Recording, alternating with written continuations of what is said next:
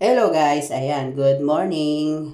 Another day, another mini vlog na naman tayo dahil may bagyo ngayon at walang pasok. Ayan, bumalik yung anak ko kasi wala namang announcement talaga sa school. Na wala. Doon sa group chat nila walang announce na walang pasok, yun pala. Hinatid na siya ng papa niya, yun. Doon niya lang nalaman na walang pasok.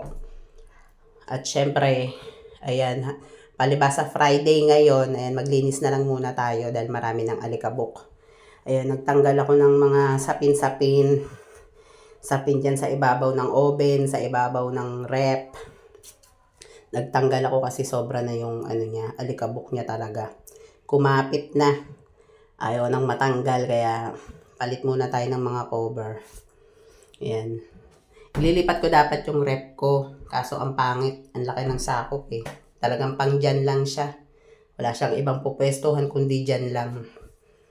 Ayan. Dahil bumalik yung anak ko, nagpatulong ako magbuhat-buhat ng At dumating yung aking mamets. May dalang sopas. Ayan. Kaya nag-almusal kami. Sa kanya champurado, sa akin sopas. Binili niya lang dyan sa labas. Pero may bagyo nga siya, 'di ba? Pero dito sa amin ambon lang naman, buti nga ambon lang. Ingat po tayong lahat, guys, dahil medyo malakas-lakas daw yung bagyo na 'yan. Huwag muna tayong lumabas ng bahay, 'di ba?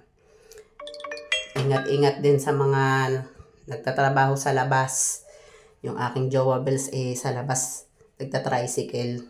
Tapos yung anak ko rin. Kaya ingat-ingat tayo. Mahirap po magkasakit at yung mga disgrasya, 'di ba? Mahirap din. At ayan, nilipat ko na nga siya. Ay, hindi ko pala nilipat. Nilinis ko lang kasi hindi pwedeng ilipat eh. Kaya lang ako ng mga alikabok. Sobra na rin kasi. Ewan ko ba, araw-araw naman ako naglilinis kung bakit ang dami pa ring alikabok. Tsaka siya, yung mamantika, yung alikabok niya. Mamantika siya, kaya kailangan pupunasan mo rin talaga siya ng basahan. Pero yun yung basahan na kasi baka mabasa yung loob ng appliances, ay yung sira yan. Tayo nagbunas na rin ako ng lamesa dahil syempre nag-almusal kami dyan. At may nagbigay sa akin ng nagbigay yung kapitbahay namin ng guyabano. Ayan. Tinabi ko dyan sa papaya, hindi ko na napakita eh.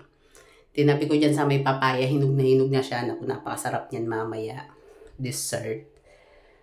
Ayan. Dito sa lugar namin marami ring mga prutas-prutas. Pero syempre, conforme sa kapitbahay kung gusto magbigay, di ba? At ay, binigyan nga kami kanina. Lalaglag lang sa puno. Yan, daming linisin. Ngayon nakatapos na ako dito sa sa salas namin. Mamaya doon naman ako sa kwarto. Wala naman tayong gagawin. At bukas maglalaba, 'di ba, Sabado. Ayan. Ayan na siya. Napalitan ko na siya ng mga sapin. Ayan, maayos na rin ang lamesa. Ayan.